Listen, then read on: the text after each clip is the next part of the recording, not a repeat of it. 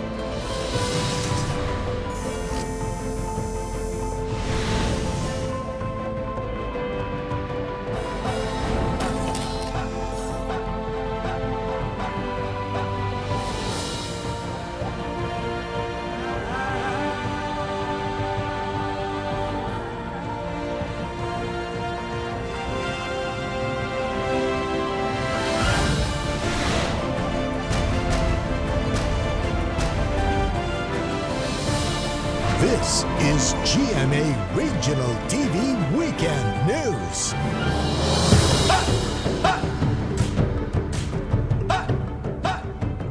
Good afternoon. This is your GMA Regional TV Weekend News. The biggest, the latest as local news matters. Jasmine Gabriel Galban. I am CJ Torida. Joanne Punsoy, broadcasting live from the GMA complex in Dagupan City. We'd like to welcome our Kapuso viewers from Luzon, Visayas, and Mindanao, as well as our kababayans all over the world watching us through GMA Pinoy TV and GMA News TV International. This afternoon, we will be joined by GMA RTV Dagupan Balitang Amyanan correspondent, Ivy Hernando. Luan May Rondina of RTV Cebu Balitang Bisdak. And Zen Kilantang of GMA RTV Iloilo 1 Western Visayas. Joanne and Jasmine, partners, we have a full lineup today as we will also be joined by our RTV counterparts from other regions. We will be joined by Rain Palino of GMA RTV Bicol and Sheila Vergara Rubio of GMA RTV Davao 1 Mindanao. For the headlines. Several patients under investigation in different parts of the country tested negative for coronavirus disease 2019. Major festivals and events across the country canceled due to virus scare. 154 gamblers nabbed for illegal cockfighting. One strike policy against illegal gambling enforced by Philippine National Police. And GMA Regional TV's nationwide blood drive, a success. Travelers with fever and flu barred from boarding ships in Cebu. Luan May Rondina has more. Other than the airport, the province of Cebu has also tightened security at Cebu's port areas. To ensure that COVID-19 will not spread, travelers who are nursing fever and colds will not be allowed to travel. The decision was made during the task force meeting, still in accordance with the executive order of Governor Gwen Garcia. That means, kung naay mag-ubo, naay sipunon, naay fever, refuse boarding na lang yun. Dili na kinahanglan nga, di na pwede nga dawato na nga pasahero. Inter-island ang importante kay daghan kayo tag labi na kani mga fast crafts, ocean jet, apil na ang Trans-Asia, ang Robre shipping, daghan kayo ang mga shipping lines. In Bohol, a number of tourists were stranded after they were prevented from traveling to Camigan Island via Hagna, Bohol. Others insisted to take the trip, claiming that they have already booked their resorts and hotel. One of those affected is a tourist from Slovenia who had a 15-hour layover trip in China before reaching the Philippines.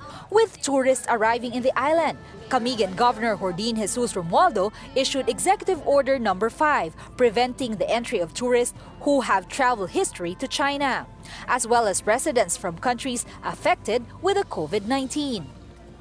So mao to, mag-inform na lang may kung nay mga tourist na nga gikag China for the past 3 months, di na lang sila isyuhan og ticket para di pud sila mabalik diretso.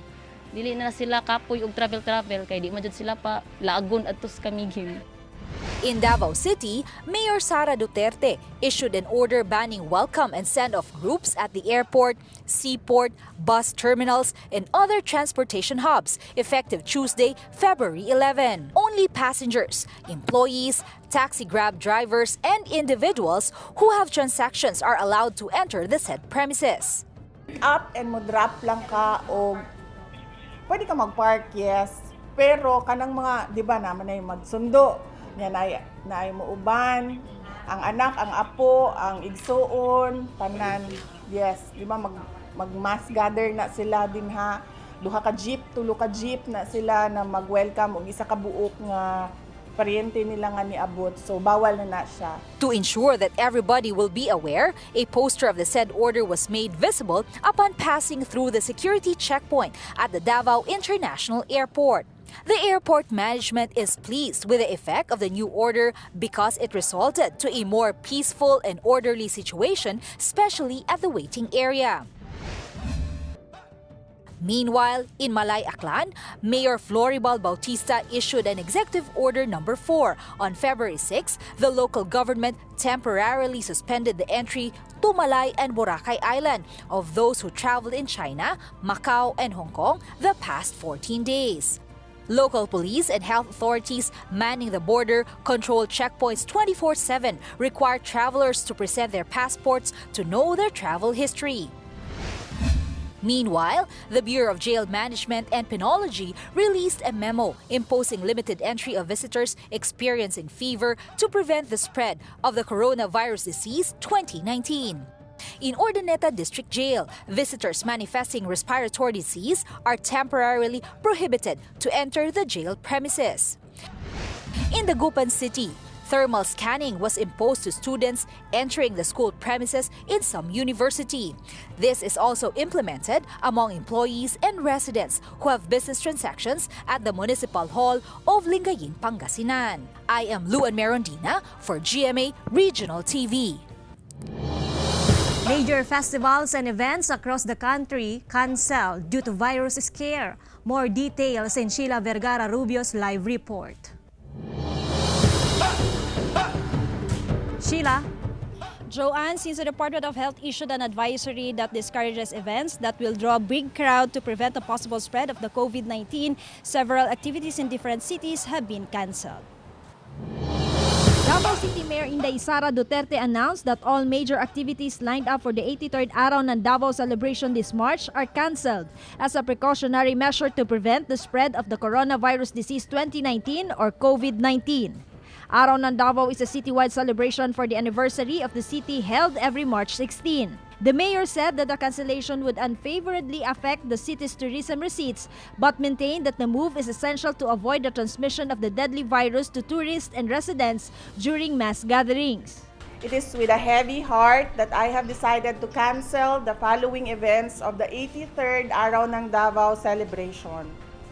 Pasiugdang Pagsaulog, Reyna Dabawenya, Ginoong Davao, Sayaw Pinoy, Kalingawan sa Santa Ana, Hudyaka, Mutya ng Davao, Pasidungog, Araw ng Empleyado, Kanta Bidabawenyo, Parada Dabawenyo, and the Dato Bago Awards. Meanwhile, the city government of the Island Garden City of Samal has also heeded the DOH advisory and decided to cancel some of the activities for their founding anniversary on March 7.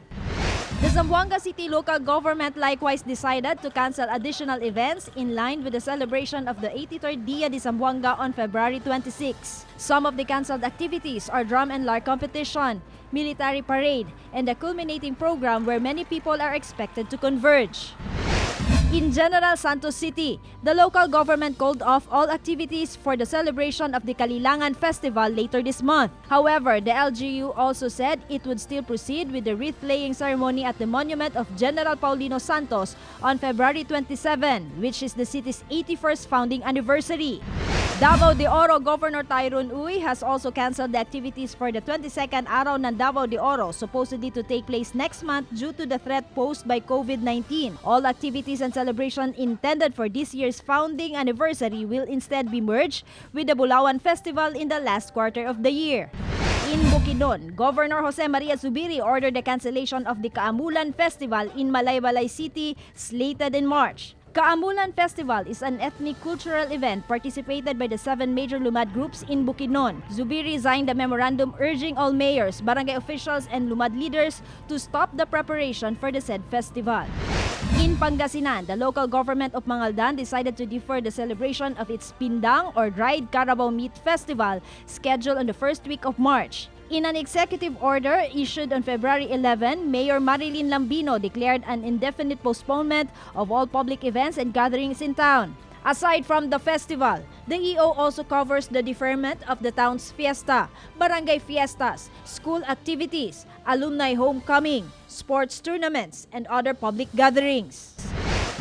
In Baguio City, after the suspension of the 25th Panagbangap Festival due to the COVID-19 outbreak, the Baguio Flower Foundation announced that the silver anniversary celebration will push through in March. This came after the LGU and the foundation committees as well as stakeholders and sponsors agreed to proceed with the festivities. Grand opening parade will be on March 21, while the Grand Street Parade will be on March 28, and the much-awaited crowd drawer Grand Float Parade will be held on March 29. With the new schedule, flower growers also assured that there will still be enough supplies of flowers by then. By March, ang forecast doon is medyo mainit na dahil parating na tayo sa summer season. So mas safer sa atin na gawin natin na karamihan ng mga special events natin.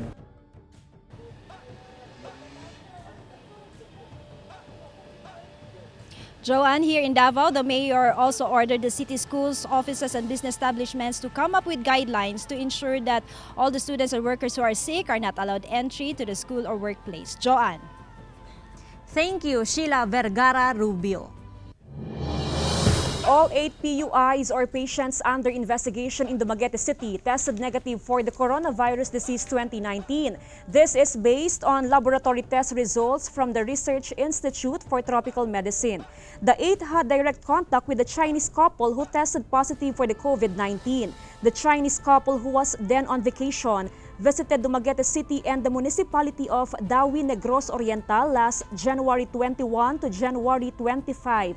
The 8 PUIs were discharged from the Negros Oriental Provincial Hospital after the confirmatory test from Australia showed that they were indeed negative for the coronavirus. To date, 65 of the 74 persons under monitoring returned to work after completing their 14-day mandatory quarantine. Still under the 14-day quarantine in Dumaguete are 2 Chinese nationals and 1 Polish national. Meanwhile, in Bohol, authorities are still monitoring the condition of 11 PUIs who had direct contact with a 60-year-old Chinese woman who was the 3rd person in the Philippines who tested positive of COVID-19. The 11 Bohol PUIs include nurses where she was confined and the crew and passengers of a fast craft.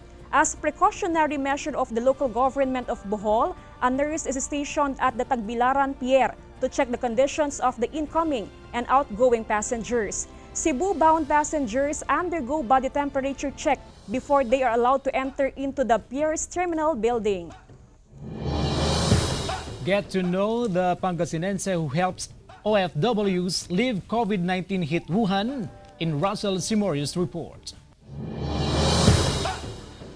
If you were given a chance to go to the epicenter of the coronavirus disease in China, would you go?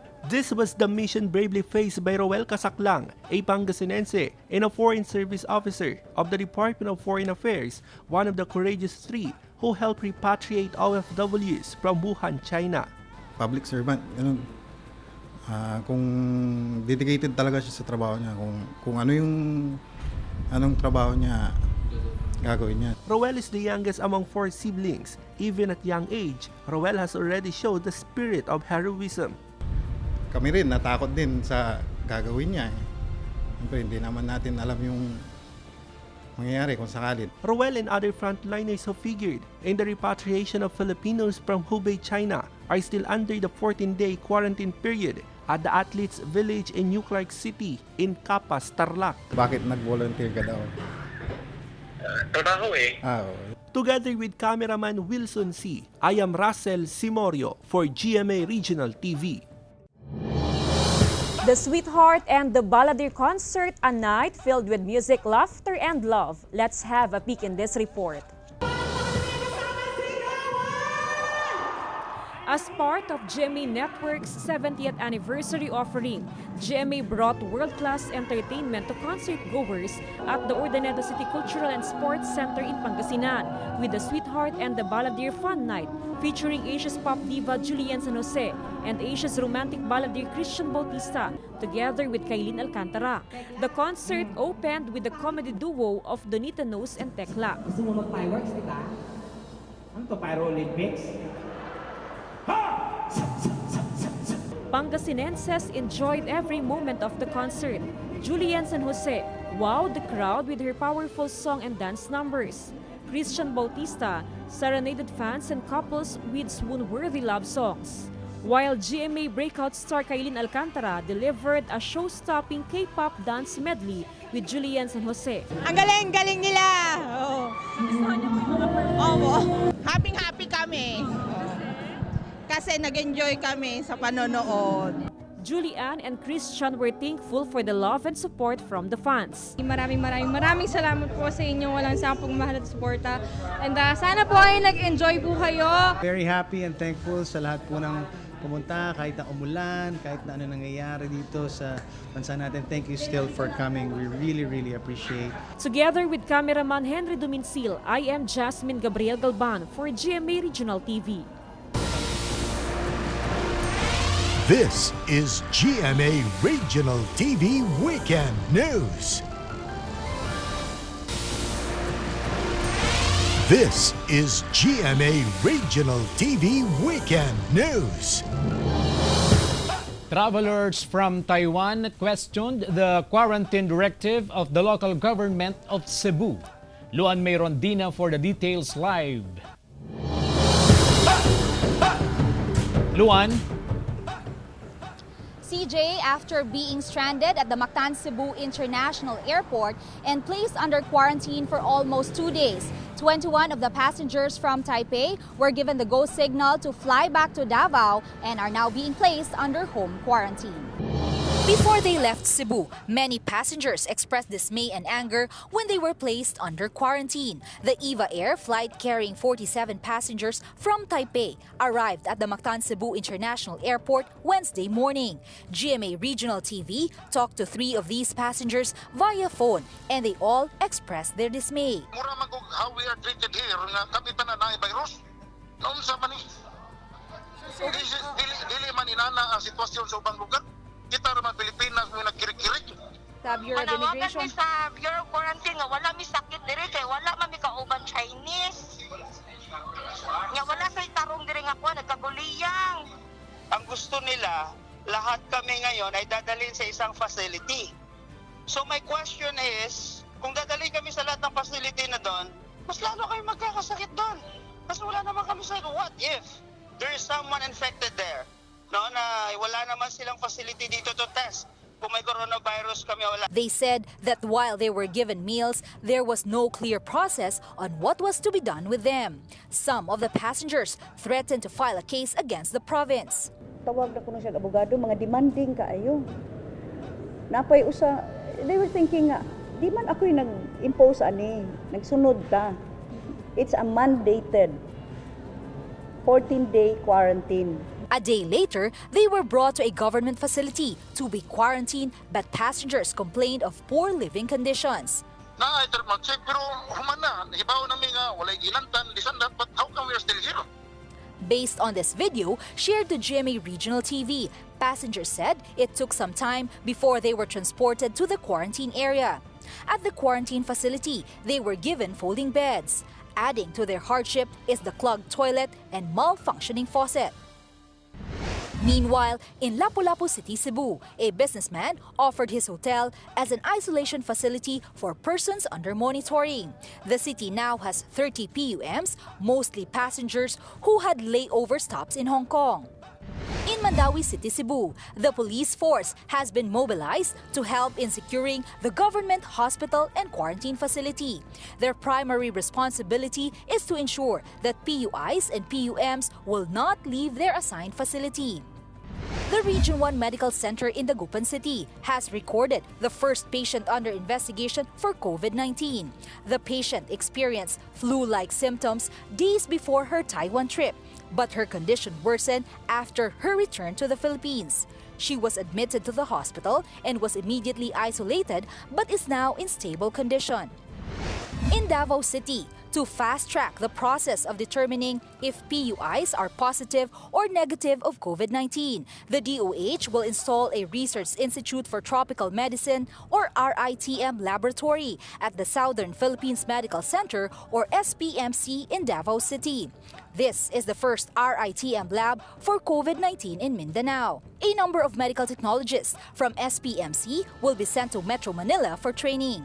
Ako kayong tabang, so ang 48 hours na result, 48 hours jud as compared to karon no na may na lang ato mga pasyente na admit sa isolation, mga negative, pero it took us more than 5 days na ma-discharge sila because wala pa lagi result. The number of PUIs has decreased in Davao region from 18 to 15, while there are 6 in northern Mindanao, 1 in Soxargen, and 1 in Caraga region. In Western Visayas, Department of Health Region 6 reported that number of PUIs is now at 32. DOH 6 says that 3 new PUIs were recorded as of February 13, all from the province of Capiz. Only 3 PUIs remained admitted awaiting for their laboratory results. To date, there are no confirmed cases of COVID-19 in Region 6. The Bicol region remains free of confirmed COVID-19 cases even if 5 PUIs were recorded. According to DOH, they also recorded 12 PUMs, where 6 are from Camarines Sur, 5 in Sorsogon, and 1 in Masbate. In Pampanga, 30 repatriated overseas Filipino workers from Wuhan City were immediately brought to the Athletes Village in New Clark City in Capas Tarlac upon their arrival. They were placed on a 14-day quarantine period wherein they were closely monitored and observed. According to the Department of Health, 2 of the 30 Filipinos showed symptoms of the deadly coronavirus disease or COVID-19. They are now undergoing series of tests.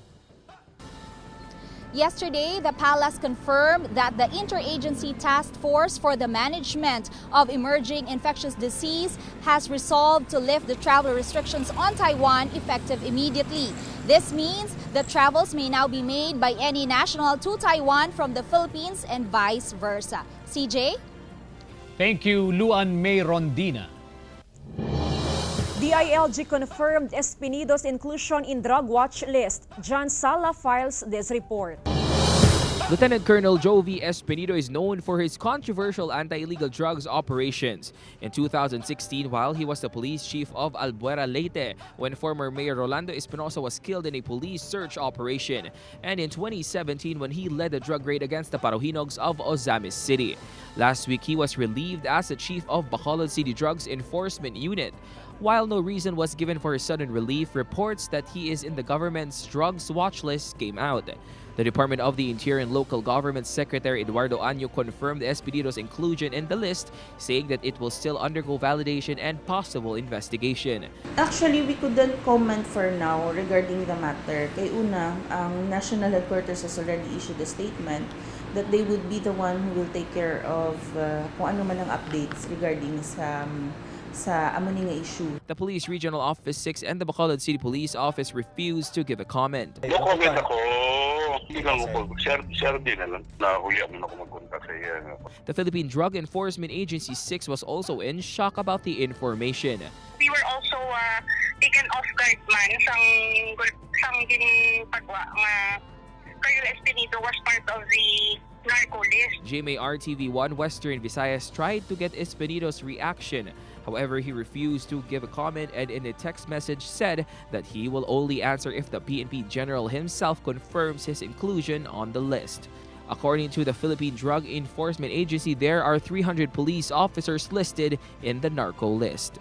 Together with cameraman Cirilo Renduque, John Sala for GMA Regional TV. PVOX recorded 4 quakes at Mayon Volcano in Legazpi, Albay. Rain Palino files this report live. Rain? Joanne, 4 quakes in Mayon Volcano was recorded by the Philippine Institute of Volcanology and Seismology or PVOX based on a 24-hour observation period last February 11. According to PVOX, the 4 volcanic quakes experienced were minimal and expected activity for a volcano that is on alert level 2. Communities po, aware naman po sila na naka-alert level 2 and they should be prepared as always po na anytime po pwedeng may changes na naman po na ipakita si Mayon. Once the Mayon volcano exhibits more earthquakes within the monitoring period, PVOX will release an advisory and raise the alert level. Based on the recent data, Mayon volcano has experienced an inflationary trend that began this February. Tinitignan din po natin kung namamaga yung vulkan, kung may pumapasok po na pressure or magma na fresh po underneath, or yung sulfur dioxide, tumataas po, pwede po yun. At tinitignan din po natin yung visual observation natin. Kung may crater glow, meron pong pagbabago sa steam niya, sa kulay. From white, pwede siyang mag-gray. PVOX reiterates that alert level 2 or a moderate level of unrest currently prevails over Mayon. Despite the minimal activity of Mayon, some residents within the 6-kilometer danger zone noticed the recent crater glow and the volcanic quakes. Tao so ano kan sibin. Dai man ki sa kalangkawan. Ayun risami manan bakun sa pula sa usok lang. Ya kung medyo delikado na naman ang Mayon. So usok baga grabe. With the unusual activities of Mayon volcano, PVOX reminds the public to be more vigilant, especially those communities within the danger zone. They also advise pilots to avoid flying close to the volcano's summit. Joan, as of February 14, no quakes were recorded in Mayon volcano. However, it is still being closely monitored. Joan. Thank you, Rain Palino. LGUs step up measures against African swine fever. Let's have more with Ivy Hernando's live report. Ivy?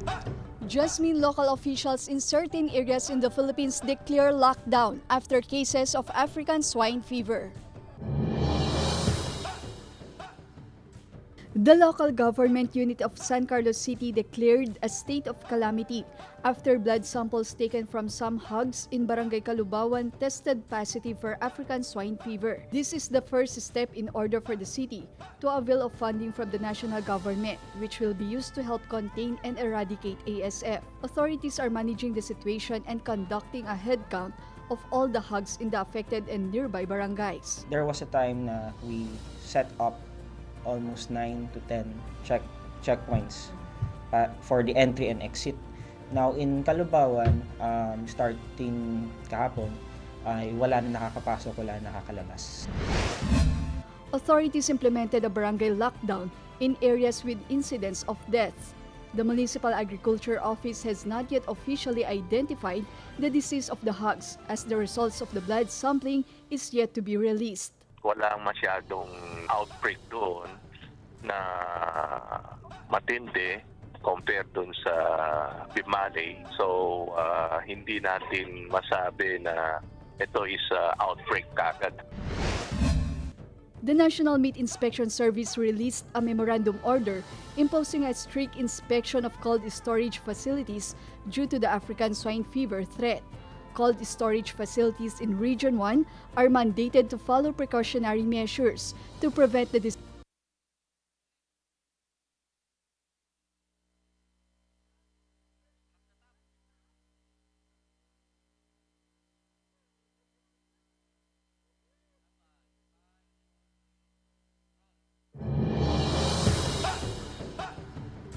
The local government unit of San Carlos City declared a state of calamity after blood samples taken from some hogs in Barangay Kalubawan tested positive for African swine fever. This is the first step in order for the city to avail of funding from the national government, which will be used to help contain and eradicate ASF. Authorities are managing the situation and conducting a head count of all the hogs in the affected and nearby barangays. There was a time na we set up almost 9 to 10 checkpoints for the entry and exit. Now in Caloobawan, starting kahapon, ay wala na nakakapasok, wala na nakakalabas. Authorities implemented a barangay lockdown in areas with incidents of deaths. The Municipal Agriculture Office has not yet officially identified the disease of the hogs, as the results of the blood sampling is yet to be released. Walang masyadong outbreak doon na matindi compared doon sa Bimali. So, hindi natin masabi na ito is outbreak kagad. The National Meat Inspection Service released a memorandum order imposing a strict inspection of cold storage facilities due to the African swine fever threat. Cold storage facilities in Region 1 are mandated to follow precautionary measures to prevent the distribution and sale of illegally slaughtered hogs. Alinsunod po sa utos ng ating central office at saka ng DA, we have to monitor cold storages to assure na wala pong dinadala dito na mga illegally slaughtered. Some vendors in Santo Domingo, Ilocos Sur were caught selling frozen meat for bagnet, a popular delicacy of the province. In a surprise inspection by meat inspectors, municipal agriculturists, and PNP, a woman was caught in the act of cooking frozen bagnet. A total of 26 kilos of bagnet were confiscated from 4 adjacent stalls. Authorities immediately burned and buried the confiscated bagnet in the dump site of Santo Domingo. Yung fresh meat kasi, makita mo yung balat, yung pap niya, mas maputi. Puro belly kasi ang binabagnet, tsaka yung pork jowl. Police and quarantine checkpoints in Tuba, Benguet were intensified after the declaration of a lockdown in the province.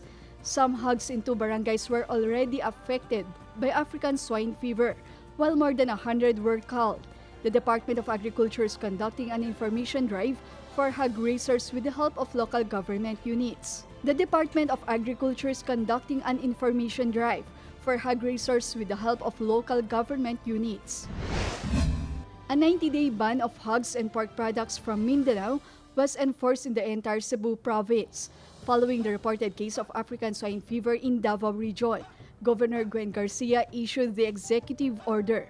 Aside from products from Davao Region, Cebu has also implemented an indefinite ban of hogs and pork products from Luzon.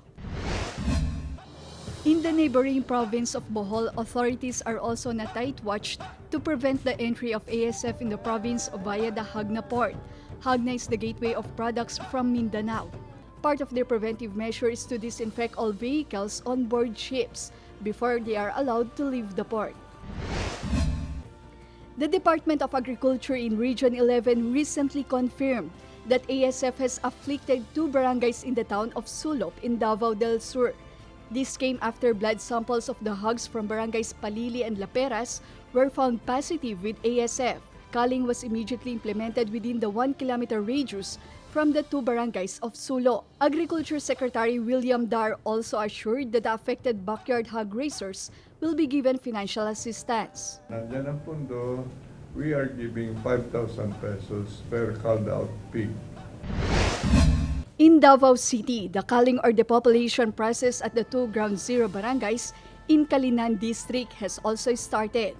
The Department of Agriculture is set to cull 2,780 hogs in barangays Dominga and Lamanan. Although the hog raisers in these barangays have already accepted the sad reality, they want to be assured that they will be recompensed for each adult hog and piglet that were culled. Nagsugod na sila og payout kay kabilaan man tano paghatag nila sa ilahang baboy ihatag nato ang kwarta. But dunay mga wala na bayaran atong weekend so magpadayon karon ang payments ato ang mga farmers. In Samal Island in Davao del Norte, the LGU has declared a state of emergency in anticipation of the possible entry of ASF as well as COVID-19 in the island. Meanwhile, authorities continue to implement strict measures such as disinfection through foot bath and wheel bath for all passengers and vehicles taking the ferry boat to and from the island. To date, Samal is still ASF-free. Jasmine, the Department of Agriculture urged local officials to properly manage or control possible cases of ASF. According to Chairman of SINOG or Samahang Industriya ng Agrikultura, early calling can help in containing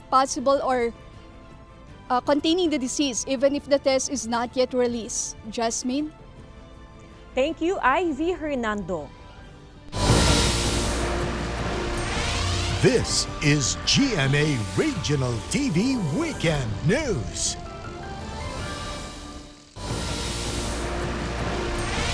This is GMA Regional TV Weekend News. 154 persons nabbed for illegal cockfighting in Iloilo. Zen Kilantang has the details live. Zen? CJ, following the order of PNP Chief Archie Gamboa on the one strike versus illegal gambling, the police here in Iloilo have stepped up its operations. 154 people were arrested for conducting an illegal cockfight in Barangay Pagduge, Dumangas, Iloilo. According to those detained, they went to the Coliseum believing that the promoter has a permit and the cockfight event is legal. Te sila nila may permit man mo. Te why ni kami kapuwak sa barangay delikado. Te sarig may bulangan. But police clarified that the cockfight was held outside the cockpit arena, which is considered illegal. Tumawag sa akin yung may-ari, meron daw silang permit. Iba naman yung permit nila, iba yung pinaglalaroan nila. So, let's make it illegal. What do you mean by ibang permit, sir? Dito kami binigyan ng permit, doon ka nagpapasabong sa labas. Recovered were 50 roosters and bet money worth 25,000 pesos in cash. As of yesterday, all 154 arrested were able to post bail. Aside from illegal cockfighting, the Police Regional Office 6 reminds the public that unregistered gaming schemes during fiestas and wakes are also considered illegal. Gina-clarify ginaiya naton. We have nothing against the tradition, no? Kay bala naton makabulig na siya sa mga minatay naton, no? Sa pagpalubong sa mga minatay naton. Pero we have to secure permits lang para wala kada problema. PRO6 also warned station commanders of the one-strike policy following the order of the PNP chief. Commanders who ignore and fail to act on illegal gambling operations in the area will be relieved from their post immediately. CJ, the Police Regional Office 6 clarified that gaming operators can get an operating and special permit from the local government unit to operate legally. CJ. Thank you, Zen Kilantang. GMA Regional TV's nationwide blood drive, a success. Let's have a peek in this report. On Valentine's Day, GMA Regional TV held the Kapuso Bloodletting Day in key cities across the country.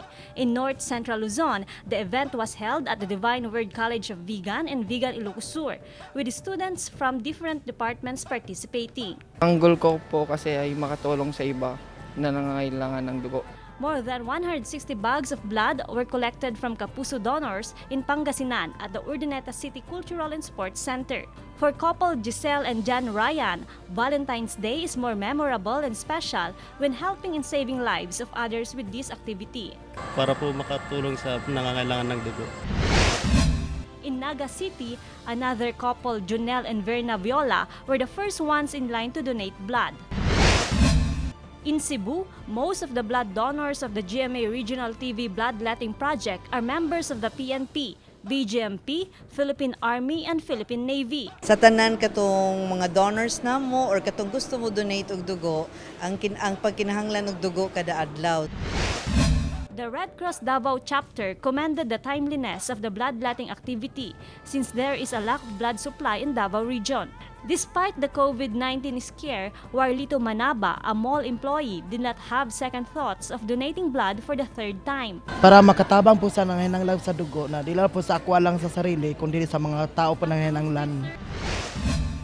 100 Kapuso generals opted to celebrate Valentine's Day by donating blood.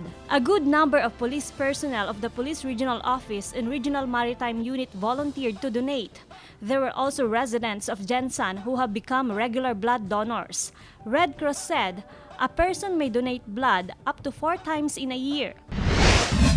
Cagayan de Oro City recorded a high turnout of blood donation. Certain agencies such as the Bureau of Jail and Management Penology Region 10 participated in the activity. A total of 954 blood bags were collected from 9 areas. Number of registrants reached up to 1,324, but a number of them were not advised to donate for some health reasons. I am Joan Punsoy for GMA Regional TV. We would like to say thank you to all the blood donors for yesterday's simultaneous Kapuso Bloodletting Day. Thank you so much, Kapusos, and of course, partners, blood donation means saving lives. Okay. Our Kapuso blood donors actually define the true meaning of a hero, and we appreciate their efforts and time because despite the challenges that we are facing right now, we still opted to save lives. Bayanihan indeed. You can watch this episode and more on GMA Regional TV's official YouTube channel. Just click the subscribe button to get the hottest news from the regions. That was the biggest and the latest from the regions. Thank you for joining us and from all of us here in North Central Luzon. This is GMA Regional TV Weekend News, where local news matters.